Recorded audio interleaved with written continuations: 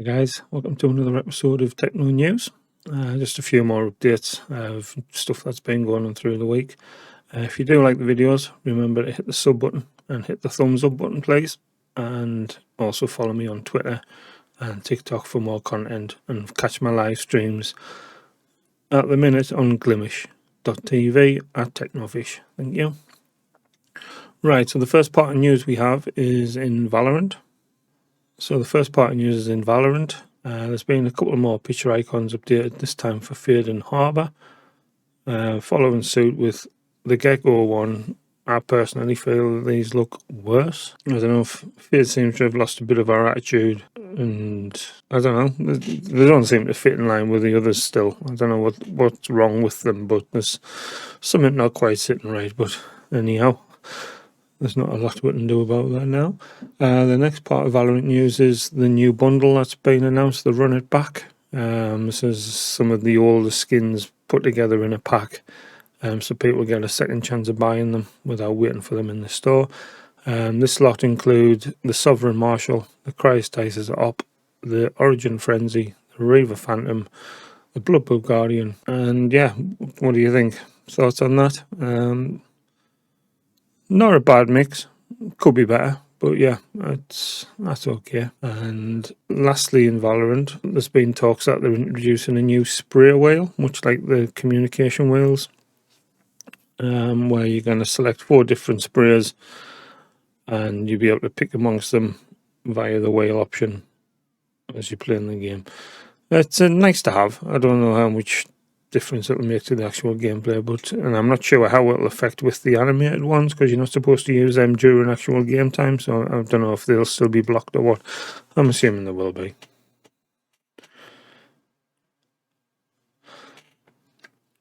Yeah, so that's the Valorant news. Next up, we have some more news regarding Tim the Tatman. Obviously, last time I spoke about him, he was in talks with the other guys trying to make a game within the Fortnite engine. This time he's been included in Warzone. They've actually made his own avatar with various sprays, skins, finishes and things like that. It actually looks quite impressive, to be honest. So it drops on May the 31st. As you can see here, looks quite cool. Got the little Kevin sat in the back. Got all his tattoos over the guns. Where it is, instead of the gun background changing when you change the skin colours, the actual tattoos change colour. He's got his pile of waffles for his buddy and a little Kevin spray as well. So yeah, that's not bad. Nick Merck's got one as well. I haven't actually had a look at this, maybe I should. But yeah, that's pretty cool. And the next bit of news is around another game I do like to play, but I haven't really played much of, which is the Cycle Frontier.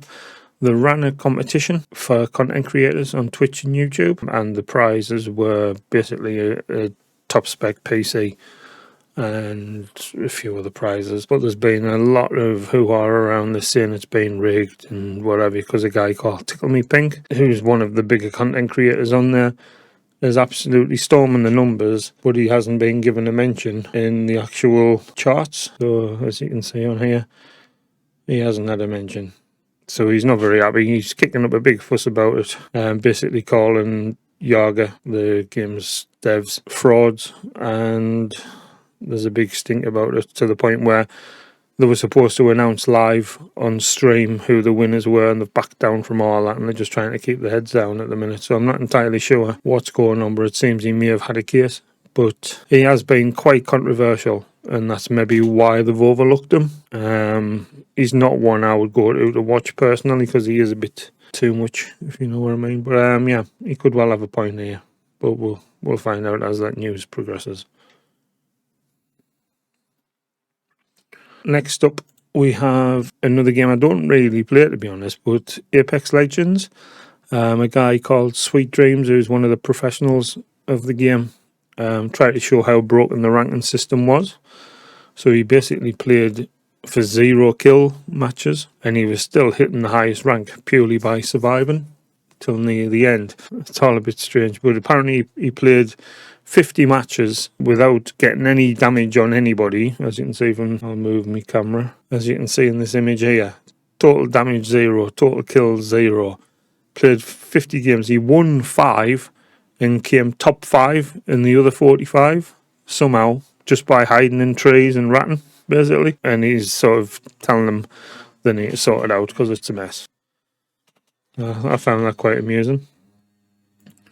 The next bit of news is this actually happened a couple of years ago. It was November 2021, I believe. A YouTuber called Trevor Jacob decided to crash his plane for views, basically, on YouTube. This is the video here playing in the background. Yeah, so basically he decided he was going to crash his plane as a stunt for YouTube. Basically bailed out mid-flight, obviously with a parachute.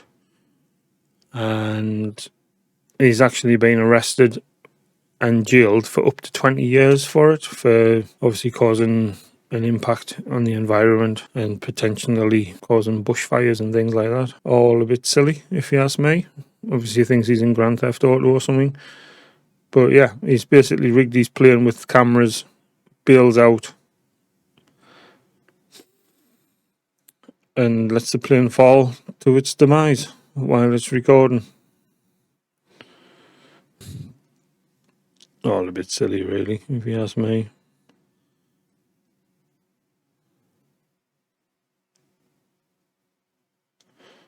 But yeah, he went to try and find the wreckage of it after it happened. It just all seems a bit silly. All in the name of views. So yeah. Next, it's been ongoing for quite a while, but obviously the Microsoft Blizzard takeover, it has actually been blocked by the UK judges at the minute. They are trying to appeal it, but it actually got given the go-ahead in the EU and a lot of other regions, but the UK decided it was unfair.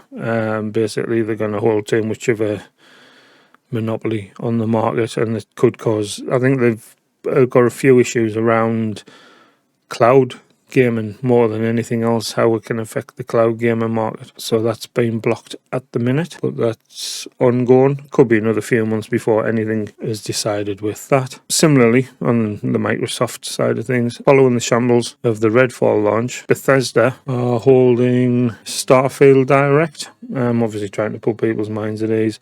It's going to follow the Xbox Direct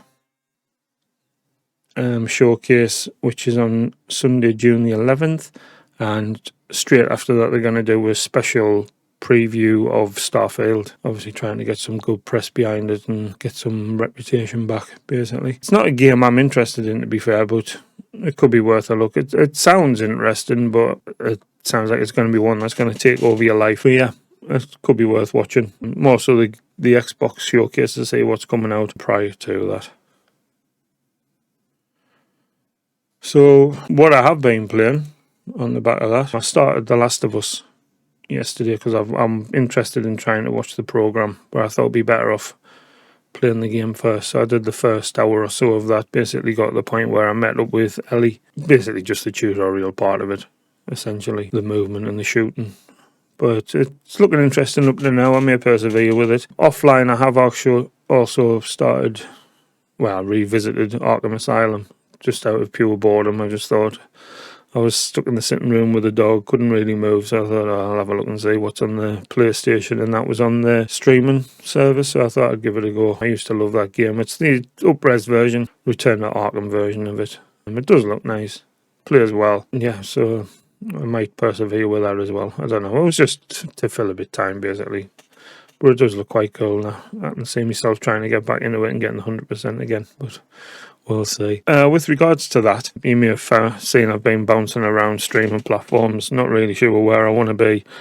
And this week I've ended up back on Glimish, glimish.tv/technofish. I'm pleased it's working because I did have a lot of technical issues, which is one of the reasons I moved away from there. But that I seem to have, I don't know if it's my settings or if they've done something behind the scenes, but I'm using the RTMP client, which is now included in OBS. It never used to be. And it seems to be running brilliantly. Pretty much zero latency, instant chatting. It's well worth a look if you're looking for a new home.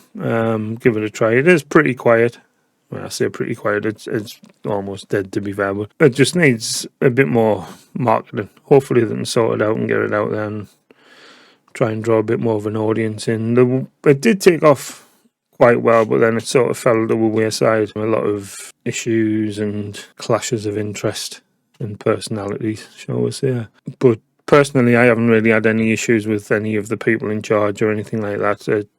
I did have a couple of, not issues as such, but a few situations, shall we say, with a couple of the other streamers on there. But it's definitely worth a look. I might persevere with that as well. Try and keep that going. It's all a bit of a strange one for me. I mean, obviously I've tried Twitch, and everybody that came in chat was trying to sell us art. Similarly with Kick, which Kick themselves have just updated the verified requirements.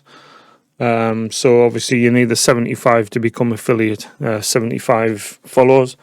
A lot of people would just, I mean myself included, just for curiosity, hit up a few follow for follow streams, just said hello, and everybody started following us and stuff. So I've hit like 99 follows on there in a matter of, I think it was a couple of days, just out of curiosity, to be honest. But I've never really been back. I've been on and off here and there, but I've never really put an effort into it. But now, for the verification, you need to hit 20 subs within 30 days, not including gifted subs. So they've got to be people actually subbing to you direct. You need an average of 75 viewers over the 30 days. If you get your tabs up, that shouldn't be too much of a problem.